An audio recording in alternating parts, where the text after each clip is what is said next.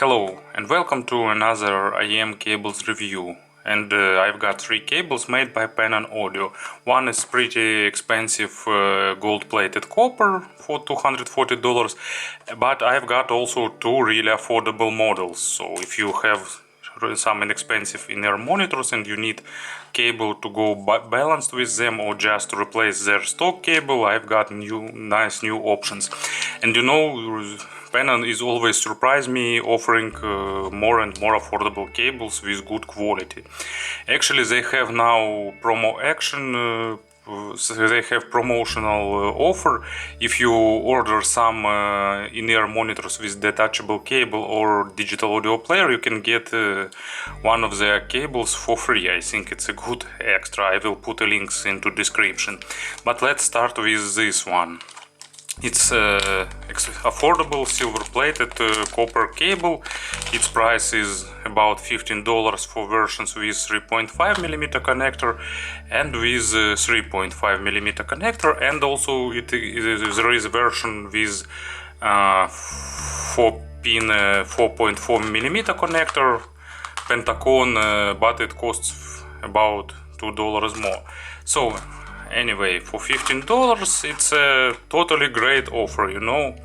I don't think there are better cables in this price range. This cable is pretty soft.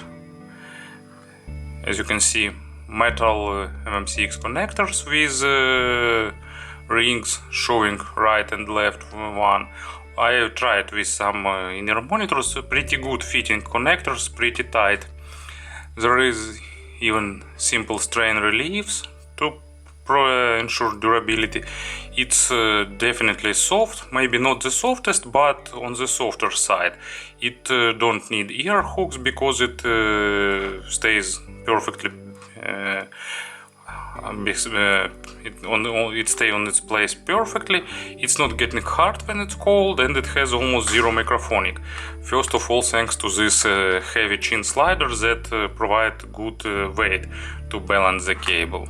Splitter, pretty big one, and surprisingly, but here goes 4 cables, so no soldering here. 4 cables go way down below to the regular jack. Actually, even here they didn't cut any cost. Nice carbon, nice 2.5mm jack with carbon insert.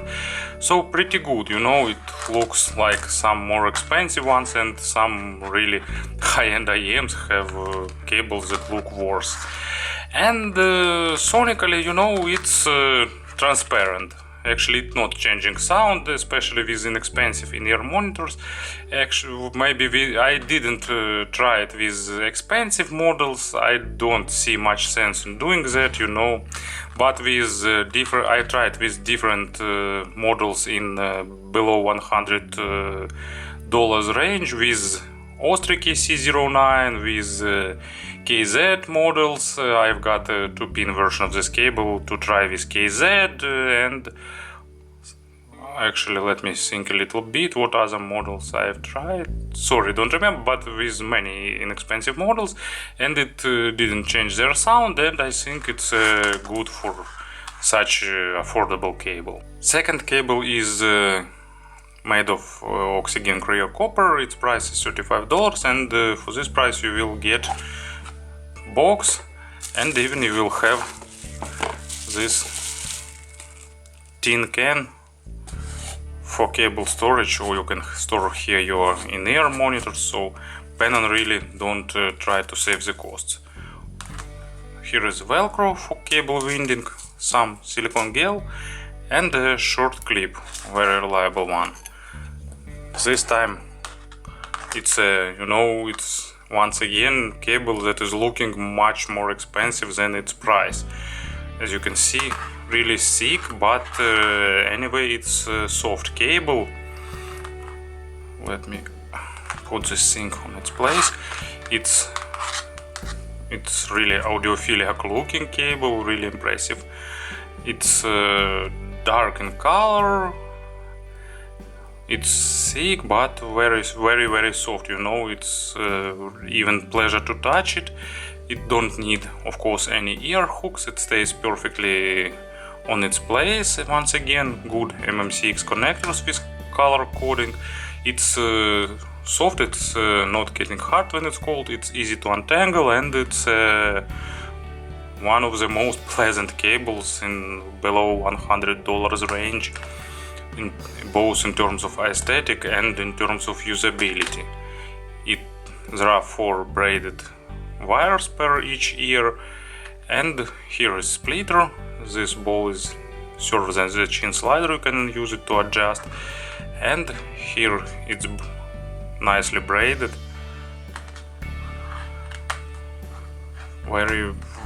Very stylish looking cable. So once again, you can get it with different connectors, and for $35 I can't imagine better cable, both in terms of build quality and usability. Sonically, it's you know, it's not traditional cable, because there is strong belief that copper improves low frequencies and so on. With this cable, results can vary depending on what IEMs you are using it with. For example, with dynamic driver you won't get a big difference in sound, and with single balanced armatures too, but with multi-driver balanced armatures actually it improves treble extension. There can be different results, you know, because it depends on what cable is stock one for your IEMs, but in average, like I've done some A/B tests with different in-ear monitors, and it improves treble extension and makes mids a bit more forward. So actually, it, in general perception, actually it a bit reduce low frequencies, but maybe it's not reducing it, it's just making mids more forward. So it seems like reduced low frequencies, but I think it's not changing the amount of lows, of course, it's just making mids more forward. And once again, I can repeat that don't expect huge impact of cable. You know, cables are first of all a matter of usability, and first of all it's a matter of usability, and also if you need to replace your stock cable if it's bad. But this one will also give you a bit more forward mids, and in vast majority of cases, but with some other IEMs you can get some other result.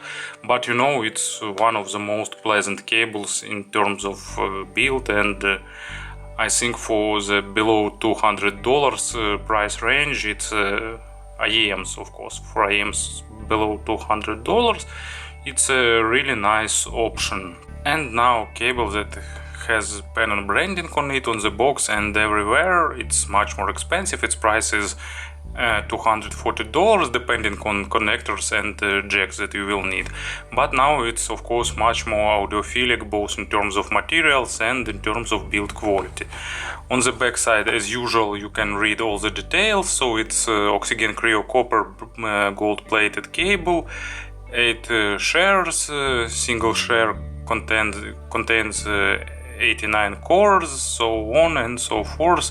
Silver container tin, all necessary audiophilic words are present.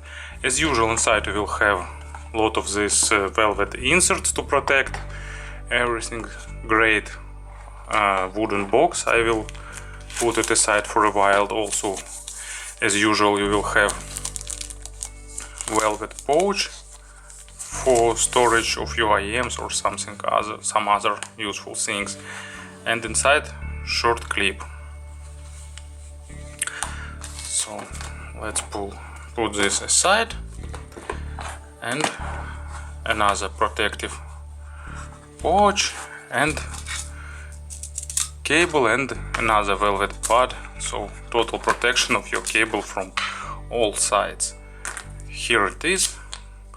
Now it's definitely audiophilic level cable. It's thick, it's but actually it's pretty soft. It's not the softest one, but for such a thick cable it's definitely soft. MM6 connectors are with carbon texture. It's no ear hooks once again, so but it also stays really nicely on its place. Eight wires per each, actually not 8, 4 wires per each ear. Really soft, really pleasant, nicely braided, so it's gold color, nice looking. So here is splitter also with carbon insert, and the chin slider. It's heavy and it's necessary to pull the cable down, providing good secure positioning beside your ears. And here it goes way down to the jack. Jack is also with carbon texture, so everything is done in the same style. It looks really expensive, both in terms of build and in terms of quality. There are strain reliefs where they necessary, so really effectively looking cable. And speaking about the sound, I've also done AP tests, and it's another pretty surprisingly changing sound cables. There can be different results with different earphones, but also I will average my findings, and in average it a bit increases low resolution of bass, also resolution of mids. It makes them more resolving, and it makes treble a bit softer. So you know, it's a cable that will will reduce the sharpness of sound, and actually will make mids and lows more full-bodied, and so it's like moving accent from treble to lower parts of sound spectrum, to the lower mids and bass. It's giving nice sense of realism to the instruments. Of course, you can lose some of treble, but just a tiny bit. Once again, you know, difference isn't big. Don't expect big difference, but in this time it's definitely noticeable. With almost all IEMs that I've tested, with some I've got stronger effect, with some I've got less effect, but it's in almost all cases it's definitely audible. But it's also strongly depend on the source and on the stock cable of IEMs. I really like it, for example, with Campfire Audio Andromedas. I really like how they're changing their representation. They're not changing representation, they have the same representation, but with this a bit shifted accent, they sound a bit more weighty and a bit more natural for me. But anyway, still really good. So to summarize, in this review I showed 3 very different cables. One is really expensive, and 2 really affordable, and even one you can get for free with panel with other purchase.